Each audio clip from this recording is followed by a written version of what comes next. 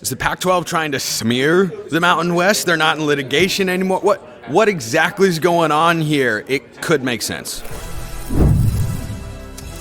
You are Locked On College Football with Spencer McLaughlin, your daily podcast on all things college football. Part of the Locked On Podcast Network, your team every day. Welcome, everybody, to another episode of Locked On College Football. I'm your host, Spencer McLaughlin. Thank you all so much for making this your first listen or your first view every day. It's part of the Locked On Podcast Network, your team every day, and your daily source to stay up to date with the biggest stories in this, the greatest sport on planet Earth. James Franklin should have big hype this year. Is Washington going to pop off? We'll have all that from Big Ten Media Days, but JY of the Big Mountain Podcast is here to join me because the Pac-12 news never ceases. It just continues to roll along, of course. And you've talked about how the Pac-12 has reportedly hired a PR firm of sorts as they've moved away from mediation on trying to figure this out, and it's going to court and getting figured out. And does that make sense to you that the Pac-12 would, in any kind of way sort of do what the Big 12 did to them back when, those two conferences were battling out for media rights and getting schools' attention? Yeah, I think it makes sense. I think we've seen it before in the past, as you just mentioned there. I want to read a quote real quick from a lawyer. His name is Alan Thayer, Innovative Law Group in Eugene, Oregon. He was actually on the Canzano podcast a couple of weeks ago. And his quote about this was, quote, "A common strategy in litigation when there are multiple parties involved on the other side is to try and create conflict." That's what we saw with the Big 12 and the Pac-12 back in the day. I think it is, I have been told it was happening between the Pac and the Mountain West. To what level, I don't know. And I'm not here to smear the Pac or smear the Mountain West, but I think it's pretty well known across the board that those things can happen during these mediation processes. People are trying to get a leg up. People are trying to push maybe one side closer to a settlement than they really want to be. And I would point to, and Alan Thayer pointed to UNLV. I mean, there was still a lot, until today, there's a lot of smoke around UNLV regarding them. Are they with the Mountain West? Are they able to move to the Pac? Fans have different opinions. UNLV has been very clear. They have signed the grant of rights. They are with the Mountain West today and into the future. They think that's the best shot for them for their future. But I'll tell you what, all that smoke around UNLV, it never seems to end. And I'm confused by that because they've been very clear about where they want to be and where they are, but it just doesn't end. So, again, I'm not looking to smear any of the conferences. I think it's normal during mediation, but mediation's over now, right? So we might be headed to trial here. So that's where we're at.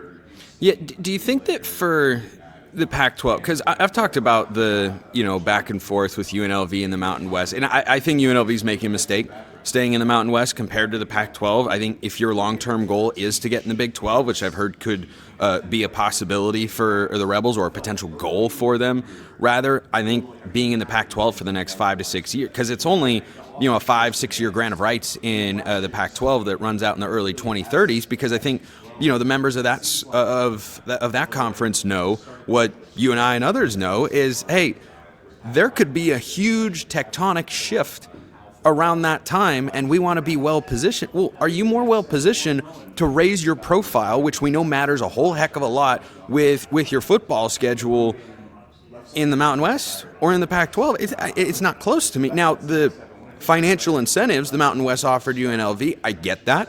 Finances can be difficult. There have been mixed reports about whether UNLV is operating way in the red. A lot of athletic departments operate in the red. I don't think it's Absolutely. Yeah, I don't think it's disaster scenario, but it could be a consideration of if we're not going to get that more money, if at all, being in the Pac-12, we can get this chunk of change being in the Mountain West. It could make sense, but for the Pac-12, if they're trying to paint the Mountain West in a somewhat more negative light, do you think it is them still trying to persistently go after UNLV to try and sell them on their league for one day?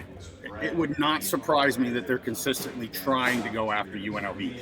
The Pac has been very clear. They want to stay in the Mountain and West time zones. Ever since kind of that push for the AAC schools, did not come about, and Memphis. AC schools, remember, American Conference now. No more AA, none of this AA nonsense. American Conference. Thank you. I have to get used to it, but I appreciate that as well because I get tongue-tied with that. So the American Conference. So I think they absolutely would love to have UNLV right now. I think they have done just about everything they can. I have been told multiple times for months that there have been backdoor conversations with the Pac and UNLV continues to stand strong within the Mountain West. And I'm going to say there's at least a three-legged stool to that piece. I think you brought up a couple things. One being, the monetary items that they're going to be getting as part of the new grant of rights.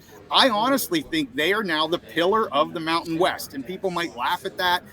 We just took a tour of their facilities. I'll tell you what, they are beautiful facilities in UNLV. They have Dan Mullen coaching there for football. I mean, they are elevating quickly. So, you can't judge the future based on the past right now with all the changes going around in this environment. So I think being that kind of, at least for football, that figurehead for the conference, I think it gives them a great potential chance to make the CFP in the Mountain West. If they can run the table in the conference, I like they'd them there. I know there's I think they'd have to have a heck of a year. Yeah, there's arguments to be made there. They also get a get out of conference free card right now with the Mountain West. If they were to move to a Power 4 conference, they pay no exit fees at all, no matter when they leave from now through the end of the grant of rights. So that's huge to them too. I think there is hope that the Big 12 will come calling within the next 3 or 4 years. I'm not saying they will. I'm saying UNLV hopes that they will be doing that. So, I think there's wins there. But again, I can see both sides of it. I totally understand your takes on that. But yes, I believe, to get back to your question, I believe the Pac would have been very interested and still would be very interested in UNLV just because of who they are, what they're building right now, where they're located. They don't want to go to the Central Time Zone. They went to Texas State. They prefer staying in the Mountain and the West. And there's only so many schools that you can get out there. So I absolutely think the Pac would take UNLV in a heartbeat if they chose to do so. Let me throw this theory at you before I let you go. The timeline for the Pac-12 is 5-year grant of rights, like that's signed solid and whatnot. Could all of this be just laying a bit of groundwork for the possibility, because I fully recognize we could have an AFC NFC type model one day and 2 conferences and everyone wants to get in that, but I don't think it's ridiculous to think that come the early 2030s when those media deals expire, that the conferences as we know them are still just there. You've got the Big 10, SEC, ACC, Big 12, Florida State and Clemson stay put, and then the Pac-12 has to figure out how they can make a move probably to grow their membership and strengthen their league. Do you think it could be, just like the very earliest of moves? You're trying to get on a girl's radar, like just some way to get her attention, just something along those lines. Well, I think you look at what Memphis did, and that's exactly what they did right now. I think, yes, these schools, these institutions, maybe conferences as a whole to some level, are trying to make themselves available, at least in the public realm. And Memphis is a different situation. That's not exactly what you asked. But I think it's all, that all goes into play here, that where I think, they're trying to make themselves look maybe the most appetizing, the most available, the most ready, whatever you want to call that, for a potential call-up. Again, if you want to call it that. I'm a big Mountain West guy, and I'm not going to sit here and pretend that I'm not.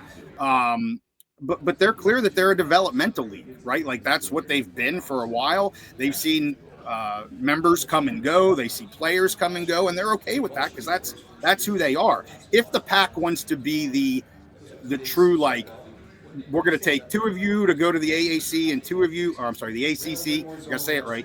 2 of you to the ACC, 2 of you somehow get a Power 2 conference invite, and 2 of whatever the case may be. Maybe some of you have to go back to the Mountain West. Again, who knows? That absolutely could be the case too. So I think they are absolutely trying to build a bridge between where we are today, where we're going to be in 5 to 6 years, and trying to get as far across that bridge as they can here in that interim Personally, I'm not sure it's really going to matter. That's my opinion, but I think that is what they're trying to do. Yeah, a lot of strategery going on here amongst the conferences and schools. JY, the Big Mountain Podcast. Appreciate the time, my man, and I hope you all can appreciate why this is such a big year for James Franklin. First, this episode brought to you by our friends at FanDuel. Summer sports are in full swing, and whether you're all about baseball under the lights, golf on the green, or high-stakes soccer action, FanDuel is the best way to make every game even more exciting. You're already following the action, so why not make it a little bit more thrilling? With FanDuel, you can get in on the game while your friends are getting sunburned at the beach, or maybe they're down here in Las Vegas getting sunburned, which is easy to do. It's hot outside, but really nice and cool in the convention space. If you want to bet anything college football related, by the way, FanDuel is the place to do it. The app keeps it fresh with daily promotions and fun ways to bet with all sorts of sports. And you've got win totals, you have got national title odds, you've got conference championship odds, individual games that are a month away, less than a month away, can be wagered upon over at FanDuel. So make sure you go and check them out. If you're new to FanDuel, new customers can bet just $5 and get $150 in bonus bets if your first bet wins. That's a pretty sweet deal, so make sure you go check it out. Open the FanDuel app today or visit FanDuel.com to get started. My everydayers out there know I have been bullish on Penn State all offseason. I have plenty of reason to feel that way. They have a high returning production metric. They've got a bunch of people coming back from last year. They've got an incredibly talented team. They made the best coordinator hire and had the best coordinator retention move of anybody in college football this year. They've got a future first-round pick in the NFL drafted quarterback. There's a lot going for Penn State. And you know what? I have consistently bought in to the hype, to the attention, to the expectation and pressure that should be on Penn State this year. And I'm declaring it right here, right now, from Big Ten Media Days. I'm picking Penn State to go 12-0. I think they're going to beat Oregon at home. I think they're going to beat Ohio State on the road in Columbus. I'm going to be that guy. You know what? Maybe it's just for fun, but this is legitimately what I think makes sense from a football standpoint. I take continuity over fresh and new every day. Penn State has that advantage over Oregon and Ohio State. They also have a huge scheduling advantage over the Ducks in that game because Oregon's playing their fifth straight to start the year. It's their first real road game. Their only other road contest will have been at Northwestern. That'll be a big test for Dante Moore at quarterback. Penn State is at home, off a bye, whiteout game, which I think is better for Oregon to play in, frankly, than a big noon kickoff so early in the day. That would be 9 a.m. Pacific, but still, Penn State's got a lot going for it in that game. And you know what? I'm that sucker. If you want to think of somebody to refer to when you have water cooler or barstool conversations with your buddies or strangers, whoever you're talking to about college football and whatnot, about who's actually taking Penn State to do these things, I'm not predicting their postseason run just yet. Regular season record. Penn State last year was 11-1, and they were one drive away potentially from beating Ohio State. Well, guess what? Now it's Penn State with the more experienced roster. Now it's Penn State with the pressure to go out and win. Now it's Penn State with Jim Knowles as the defensive coordinator. All of that is there. I think the stars are going to align. You've got Brian Hartline, who Jim Knowles, of course, knows from his time on Ohio State staff for the last several seasons, being an offensive coordinator for the first time. Matt Patricia is the defensive coordinator. I've got questions. He could be good. He could be terrible. Like, Matt Patricia could be there for 3 years and parlay it into a coordinator job in the NFL, or he could be fired after this year. I think those are just as likely to happen for Ohio State's new defensive coordinator this year. So I think Penn State is worthy and deserving because of the offseason that they have had, the upgrading at wide receiver, of having this sort of expectation. They're number one in my preseason Big Ten power rankings. I am picking them to go 12-0 and make the Big Ten championship game. I'm that guy. I'm going to be that guy. Maybe at the end of the year, I'm going to go, I was so stupid to bet on James Franklin to finally break through. I think this is going to be the year. What does that take? Why don't we hear from the man himself earlier at Big Ten Media Days? Coach, Oregon and Ohio State on the schedule this year, one at home, one on the road. I know coaches say all the time the most important game is the next one, but with the way you guys have performed in top 10 matchups over the last several years, is there something you feel like needs to click in those games to get a win that you feel like hasn't all the time? No, we got to play well against really, really good teams. That's what it comes down to. And there's going to be moments where we're going to have to step up and make great plays. There's moments we're going to have to make great calls.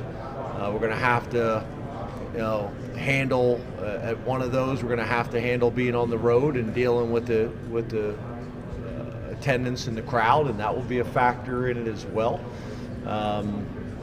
We've been one of the most consistent programs in college football over the last 9 years, and specifically over the last 3 years. There's another step to take for us, and we recognize that and embrace it. And the good thing and the exciting thing is we're going to have opportunities to do that this year. What was your conversation with Drew Aller like to get him to come back for another year of college football? Yeah, to be honest with you, we went through kind of all the information with Drew and his people, the information that we got, the information that he had. All of it was pretty much saying that he was going to be a first-round draft choice, but he's got an opportunity to be a top 10 pick, if not higher than that. And unfinished business as a team. And I think a lot of our guys that decided to come back, they felt like we had unfinished business at a team and could do some pretty unique things and also help themselves. So it's kind of a win-win situation for everybody. And whenever you can do that, whether it's in football or any other walk of life, I think that's what everybody wants, right? A win-win situation, a win for Penn State, win for Penn State football, the Big Ten, and Drew and his family too. When people bring up, the expectations for Penn State this year, and you mentioned on the stage about the outside expectations kind of meeting what the locally it's always been, but they always say, but James Franklin is 1-15 against the top 5. Like, what do you feel? What do you think of that when you hear people say that? Yeah, again, kind of like what I just answered, is you get excited about the opportunity. Can't control the past. Excited about the future. I also respect and appreciate that we're one of those programs that they're having that conversation about. But yeah, we're excited about what we're going to be able to do this year and the steps that we're going to be able to take. We've had a program that 99% of the programs in the country would die to have and love to have. But there's obviously room for growth. Yeah, again, it doesn't feel a whole lot different for me. It doesn't feel a whole lot different for us. I think there's obviously more conversation going on nationally. But the expectations in our Lash football building are always really high. The expectations on our campus, in our community, with our lettermen, with our fans, with our alumni are really high. I think last year's a perfect example of that. We finished essentially a drive away from the national championship game, and people were pissed. Didn't necessarily feel like, the type of season that we had. And that comes with being the head football coach at Penn State or being the quarterback at Penn State. You knew that when you took the job. I also recognize that there's been a ton of work that's gone into that, and the program was nowhere near that when we took it over. And to me, there's got to be balance with both of those conversations. There's a lot of coaches that I know that get talked about, and when they took over the job, they were ranked number 2 in the country when they took the job. They were ranked number 5 in the country when they took the job. They were ranked number 10 in the country when they took the job. We weren't ranked in the top 25, and as you guys know, there was a lot of things that we had to overcome. So to think that we're back in this position and there's these types of conversations going on, and we've been one of the most consistent programs in the country over the last 9 years. I'm extremely proud and I'm extremely confident. But again, there is complete recognition and embracing what we got to do and where we got to go. And the best part about it, your question, is we're in total control of it, right? If we want the narrative to change, we got an opportunity to change it. We want people to shut up. We can shut them up real easy. So we embrace it all. And again, but there's also balance with me and perspective, because people don't always talk with perspective. There you have it in his own words. And you know what? The number of times he said again in that media scrum makes me think, starting to wear on him a little. Coaches can pretend and say they don't hear this stuff. They do. They do. Not just because we literally ask them these sorts of questions. I think there are other ways that they hear it. But you know what? I don't think it's the worst thing in the world. So I'm placing all the hype, pomp, circumstance, expectations on James Franklin this year, and I'm going to take Penn State to go 12-0. Have at it in the comments section. You do whatever you like. If I'm wrong, then guess what? I'm going to have to be right back here on the show explaining how I picked James Franklin and Penn State to win not one but 2 top 10 games in the same season. This is the year to do it. I don't know that they'll have a better chance. At least not in the near distant future. Washington will have a better team 2 years from now than they will this year. That doesn't mean good things aren't coming up in Montlake.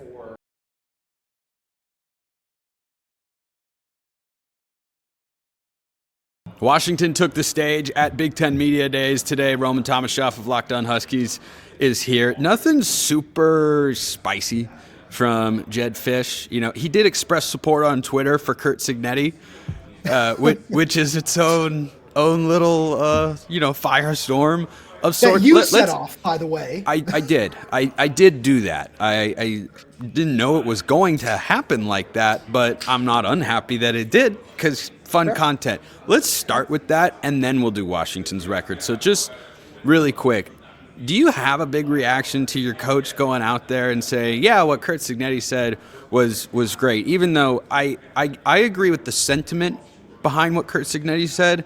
I don't think he laid it out very well. But I do think the SEC should play 9 conference games because there are Big Ten teams that play quality non-conference opponents and play 9 conference games. So I agree there. I'm just like, I didn't want Indiana to cancel all the quality non-conference matchups. And by the way, I'll point out Washington does not have a Power 4 team on the non-conference slate this year.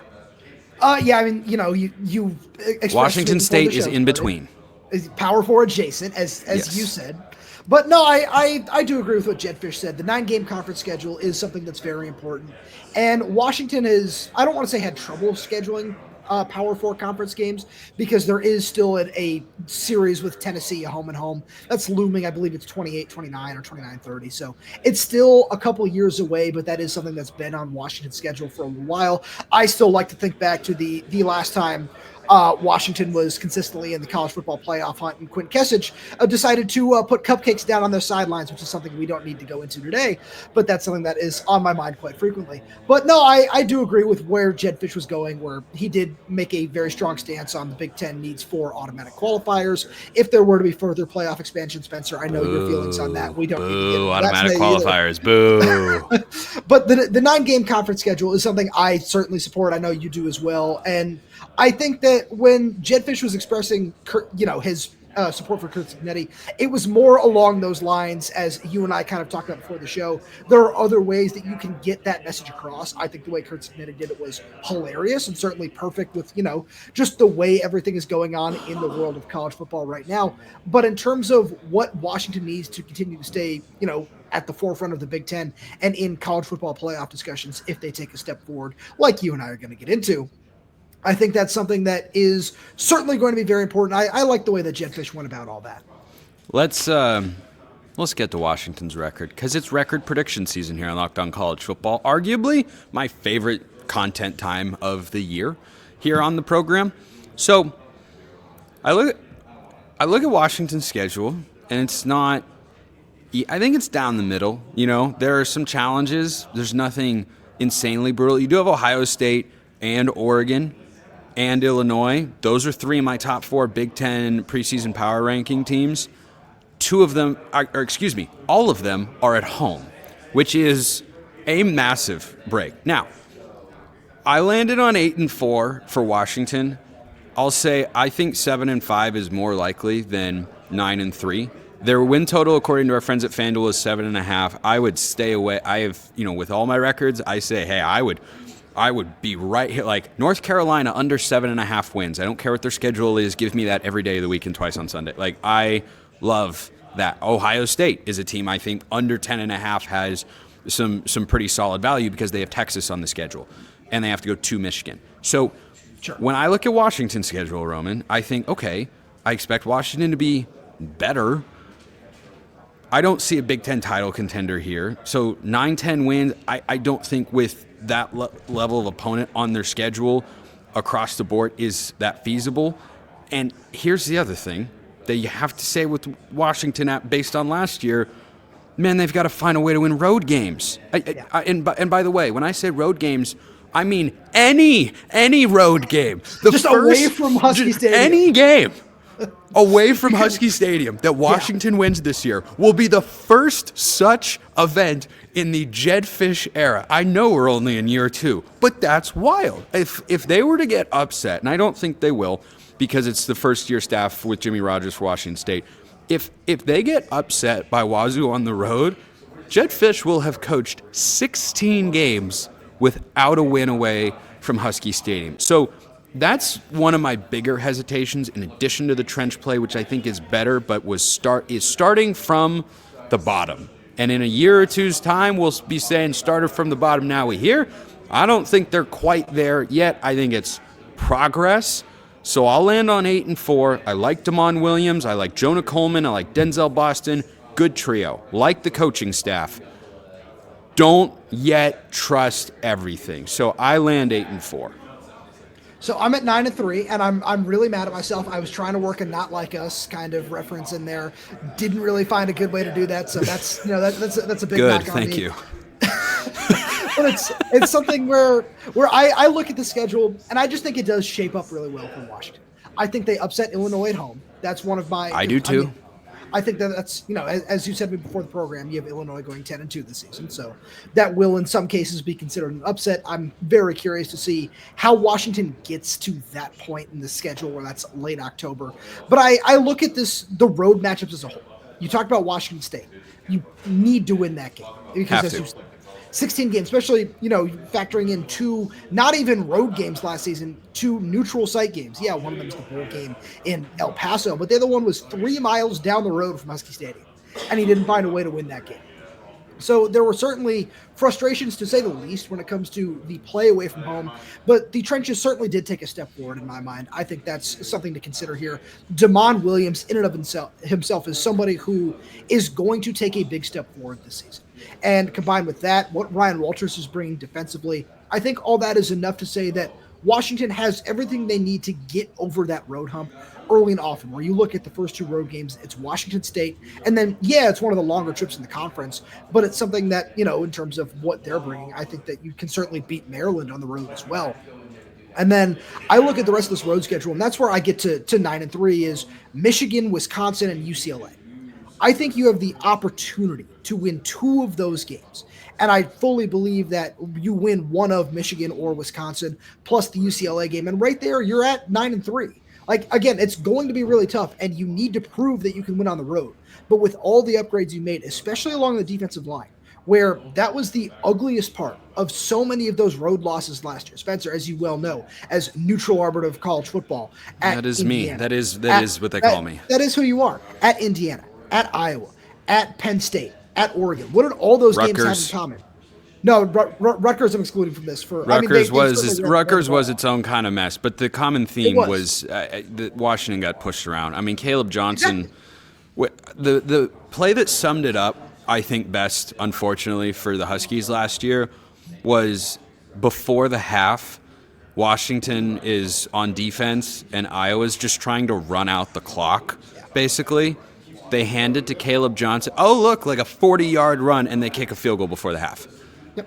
And that was, I remember watching that going, I don't even know why Iowa was handing the ball off, but now I know. Right. But that play, I think, what was emblematic. Like, I feel like, and correct me if I'm wrong, I feel like the offensive line is going to make a bigger stride than the defensive line for Washington this year. I think it's going to be fairly similar because I look at the offensive line, and it's something where right now, like the more I look into it, the more I see a potential 8 or 9 man rotation in the group, which is great because you didn't have that last season. There was just so much inexperience. There are so many health problems in the group as well. But I think that both groups are going to take a similar step. I like where you're going when you talk about the Iowa game. The thing that I reference when I think about why I think it's going to be a little bit easier for Washington to win on the road this season is I think about the Indiana game.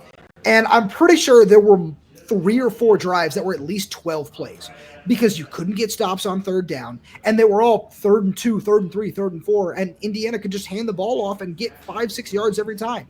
And that's something where I look at the defensive line in particular, and why I think it's so even is you added so many experienced guys to that unit that have just played so much college football. Ontario Thompson has experience at Iowa. Tatayu Youngolele has been really good over his career at Arizona.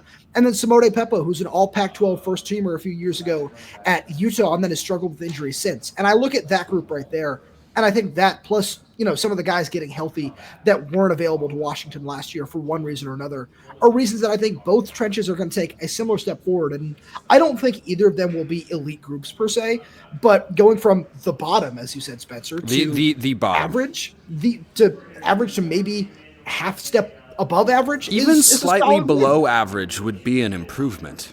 Sure, but I think it's going to be a little bit more than that. Okay. All right. I think that's one of the big questions. I'll just close with this. Jedd Fisch, in his second year, I think needs to accomplish 2 things. Number 1, win a road game. Yep. Sounds simple, but hey, USC lost at Maryland last year. Maybe UCLA is better than I think they're going to be. Talk about another one of my favorite under bets in the conference, UCLA under. But I could see those games being a stumble point. I don't think they are going to be. Jedd Fisch got to win a road game. The second thing, and it's not so much a need, but boy, I think it would do a lot to endear him to the Washington donors and fans. Win one of those marquee home games. Or Oregon, of course, would be the ideal one, as always, because of the rivalry factor. But Oregon, Illinois, and I think they can upset Illinois, and it would be an upset. Illinois should be favored in that game. Oregon, Illinois, Ohio State. If you can win one of those games and be 500 on the road, I think that'd be a really, really good year for the Huskies this fall. We'll just have to wait and see how that all plays out. Roman Tomashoff, Locked On Huskies, great as always, my man. I appreciate everyone listening. I will see you next time, and until then, hope you all have a wonderful rest of your day.